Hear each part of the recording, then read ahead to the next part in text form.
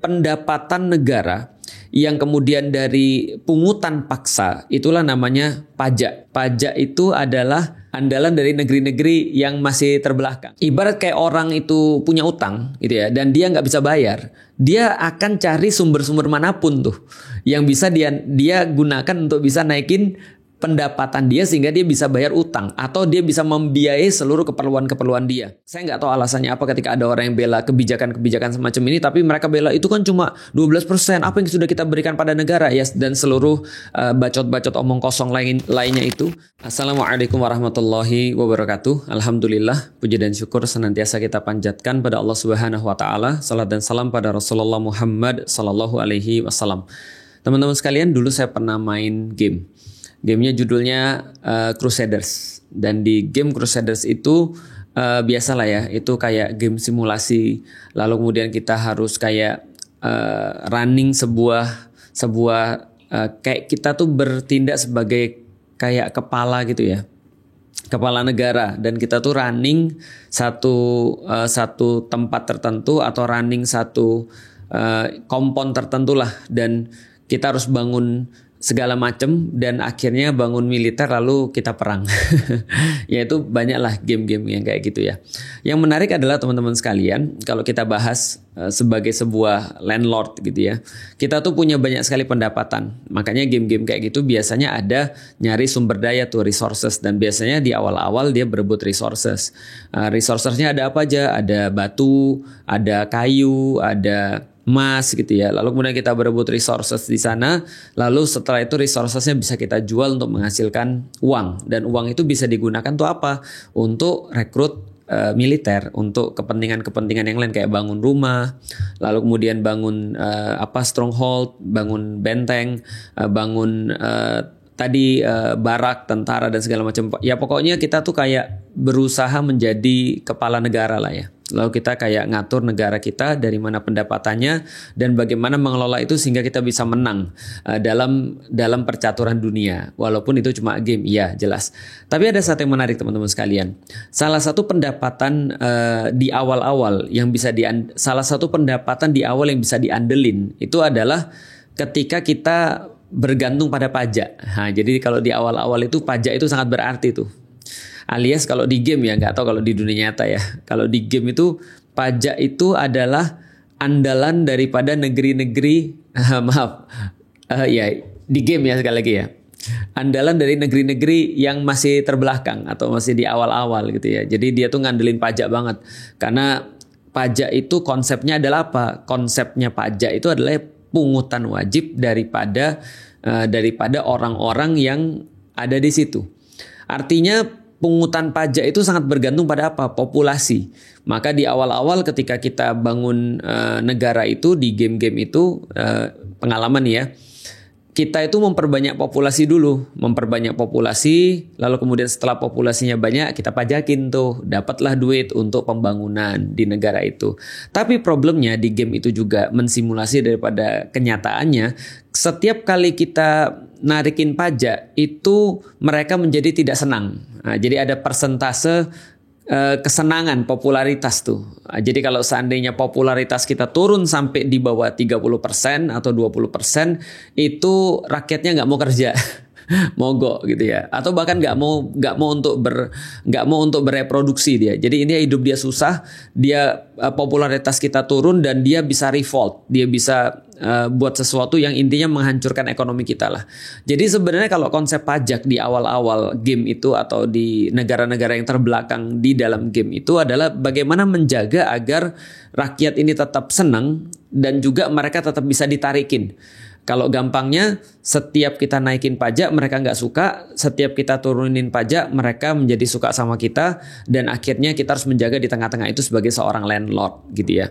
Nah, pertanyaannya, kalau kita mau majakin rakyat dengan pajak yang tinggi gitu ya, lalu membuat mereka tidak strike atau tidak berhenti atau tidak stop dalam bekerja, stop dalam bereproduksi atau stop dalam produktif gitu ya.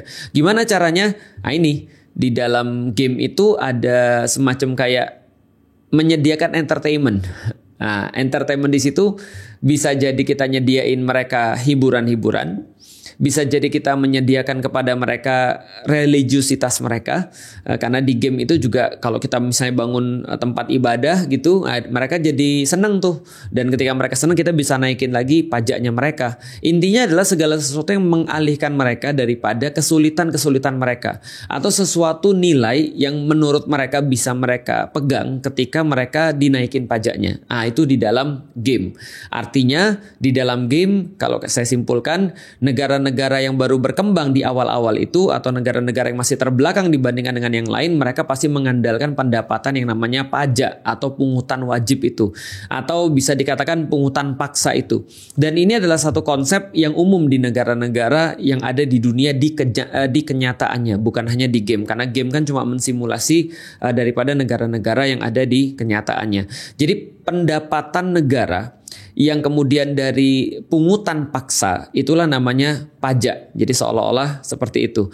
Nah, problemnya adalah teman-teman sekalian, kalau saya barusan search tadi ya, ternyata pendapatan daripada pajak itu berbeda-beda. Misal ya, ada beberapa negara-negara yang mereka itu kalau kita lihat ini ya beberapa data, ada beberapa negara yang benar-benar mengandalkan pendapatannya daripada pendapatan non pajak. Ada beberapa negara yang mengandalkan pendapatannya itu dari pendapatan pajak. Jadi kalau kita misalnya mengandaikan kalau negara ini ibarat sebuah rumah tangga, ya gampangnya gini lah. Rumah tangga itu kan bisa jalan kalau seandainya ada pendapatan, ada pemasukan untuk pengeluarannya, dan lebih bagus pendapatannya itu lebih besar daripada pengeluarannya. Lah kalau pendapatannya lebih kecil daripada pengeluarannya, maka ada beberapa strategi. Satu, meningkatkan pendapatan. Dua, mengurangi pengeluaran. Kalau nggak bisa juga berarti melibatkan pihak ketiga, yaitu adalah minjem gitu kan, minjem duit orang. Nah, negara juga sama sebenarnya. Pendapatan negara itu dari apa aja? Ya yang umum ya, pendapatan pajak, pendapatan non pajak, jadi pendapatan tarikan paksa. Yang kedua pendapatan selain itu. Yang ketiga adalah minjem. Kalau gampangnya seperti itu ya, kalau misalnya kita mau pikir simpel. Nah, kalau kita bicara seperti itu ya bervariasi. Misal kayak di Indonesia. Indonesia itu kalau kita lihat, menurut beberapa data itu 75-85%. Nanti coba dilihat lagi seperti apa yang realnya. 75-85% itu pendapatannya dari pendapatan pajak.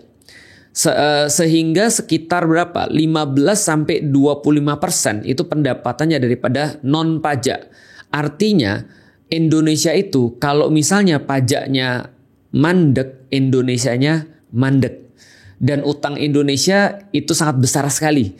Karena Indonesia tuh udah sekarang utangnya lebih daripada 8.500 triliun gitu. Jadi bayangin aja ya, 8.500 triliun gitu. Jadi kalau dibagi ke 275 juta ya kita sudah bisa dapat per kepala berapa tuh nanggung utangnya, termasuk bayi-bayi yang baru lahir. Nah, karena Indonesia ini pendapatannya lebih banyak dari pajak, nggak seperti negeri-negeri yang lain, dan by the way pendapatan pajak itu tinggi, itu mengartikan atau mengindikasikan bahwa negara ini nggak beres. Kenapa negara ini nggak beres? Karena dia tidak punya pendapatan selain daripada majakin atau maksa, memungut secara paksa orang-orangnya sendiri. Kira-kira seperti itu ya. Nah, yang lucu adalah Indonesia itu termasuk negeri yang banyak sekali sumber daya alamnya.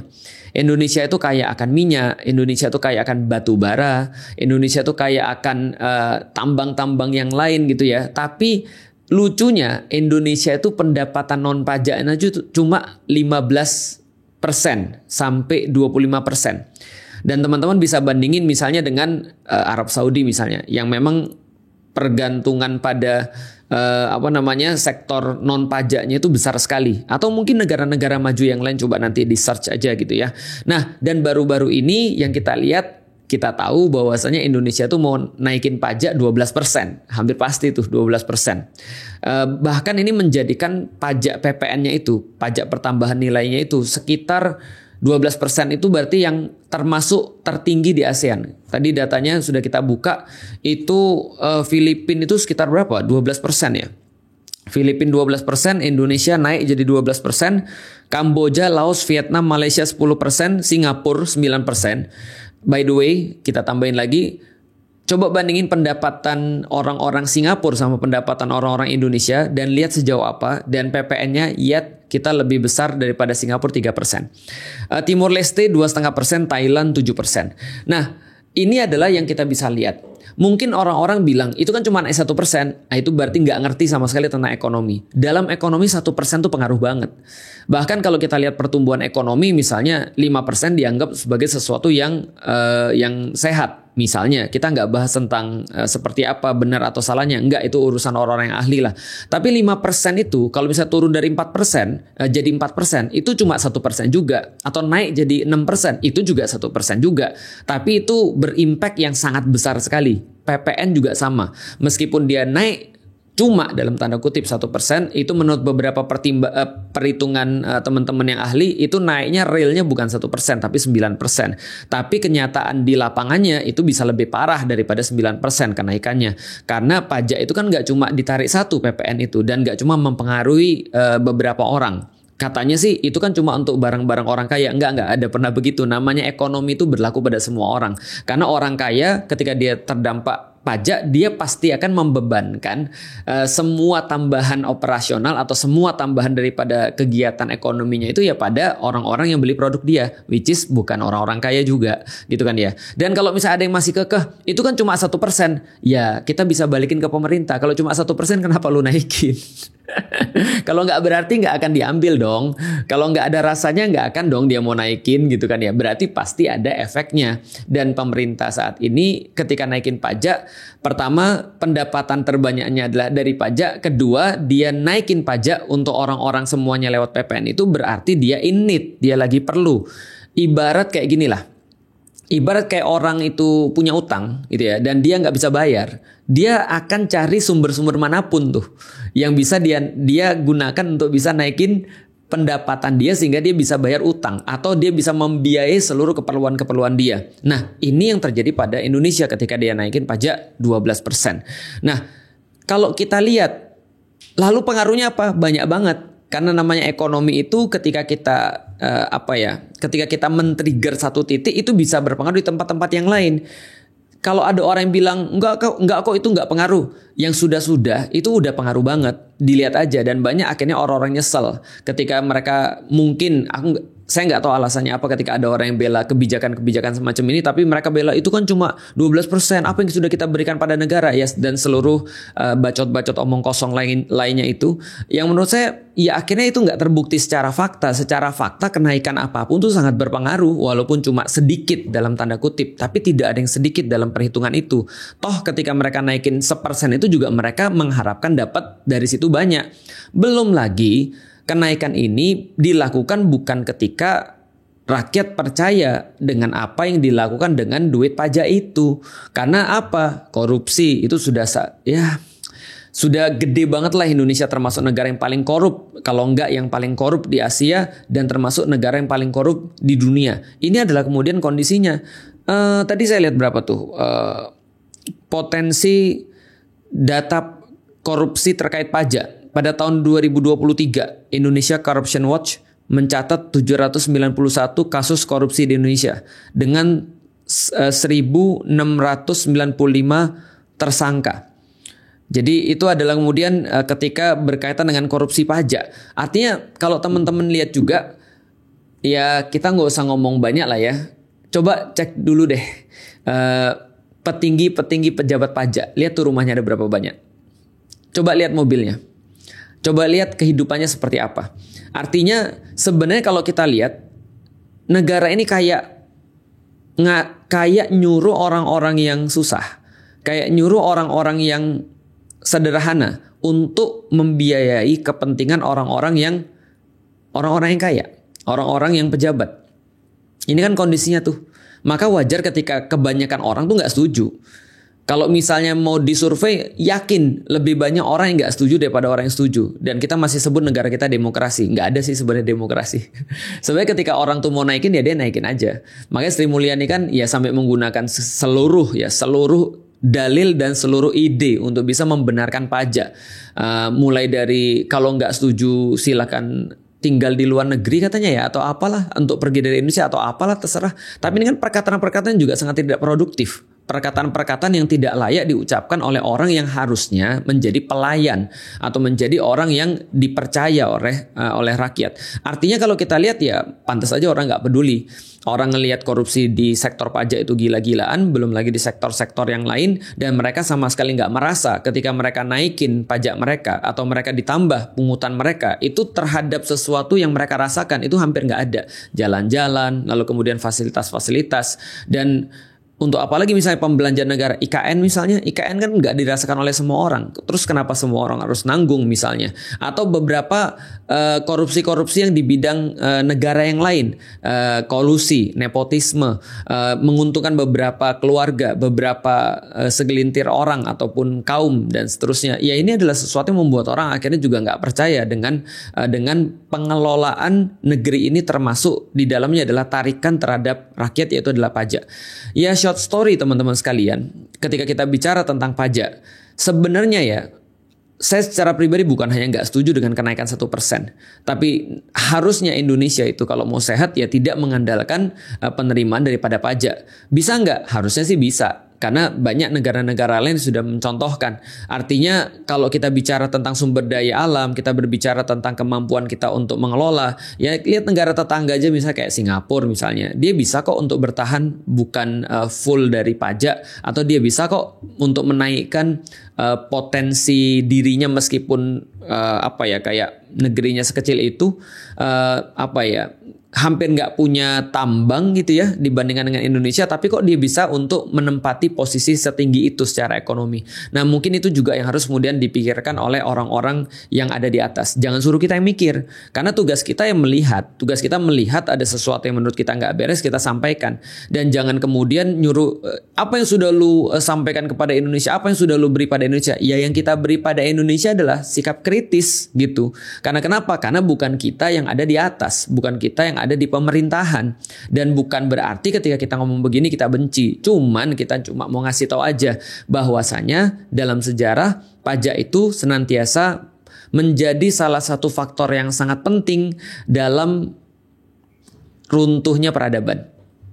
Peradaban Romawi, peradaban Persia misalnya, raksasa-raksasa itu ketika mereka menunjukkan kemewahan di satu sisi, menunjukkan kepongahan di sisi yang satu, lalu kemudian di sisi yang lain mereka naikin pajak untuk membiayai kemewahan-kemewahan mereka. Mereka tidak bisa menunjukkan kepada rakyat, trust rakyat kepada mereka dengan melakukan hal-hal yang tidak baik gitu kan ya, hal-hal yang tidak populer, penyelewengan, lalu kemudian digunakan untuk bermewah-mewahan tadi dan seterusnya. Tapi di saat yang sama pajak malah dinaikin. Di situ kemudian rakyat merasa sangat tidak puas dan akhirnya mungkin memutuskan ketika sudah tidak percaya ya kalau di dalam game ya udah ekonomi menjadi hancur. Ketika rakyat sudah banyak yang tidak puas. Kalau teori sederhananya ya semakin tinggi pajak, semakin besar juga beban yang harus dirasakan oleh pelaku ekonomi termasuk para pengusaha. Lalu kemudian mereka harus melakukan penyesuaian. Lalu setelah itu mungkin harus lay off beberapa karyawan. Harus kemudian mengurangi beban-beban itu dengan cara apapun. Akhirnya ketika banyak pengangguran muncul kriminalitas karena orang harus mencari uang dengan cara apapun yang mereka mau karena mereka nggak punya pilihan yang lain. Ya lanjutnya ya teman-teman sudah tahu sendiri. Mudah-mudahan ini menjadi sebuah pendidikan bagi kita. Kita nggak berharap sih pemerintah juga dengerin orang kayak saya. Orang saya kan nggak paham tentang ekonomi ya. Orang-orang yang lebih paham tentang ekonomi, orang-orang yang lebih tahu tentang ekonomi, mereka semua sudah menunjukkan dan memberikan tentunya pembahasan-pembahasan yang lebih detail, pembahasan-pembahasan yang lebih masuk akal, mungkin walaulah bisawab. Tapi yang cuma kita bisa lakukan sebagai seorang yang mungkin ya merasakan, sebagai orang yang terdampak, ya ini bisa kita sampaikan. Kita nggak berharap mereka juga mau untuk mendengarkan kita, tapi setidaknya ini bisa jadi sebuah forum, ini bisa jadi sebuah ruang, ini bisa jadi sebuah momen untuk senantiasa mencerdaskan diri kita. Jangan sampai kita bisa untuk dibodoh-bodohi dengan kata-kata tadi cuma 1%. Kita bisa dibodohi dengan misalnya apa yang bisa kita berikan untuk negara. Sementara kita nggak ngerti seperti apa hak dan kewajiban kita sebagai seorang citizen atau rakyat. Dan juga mereka tidak pernah diajarkan hak dan kewajiban mereka sebagai seorang pemimpin.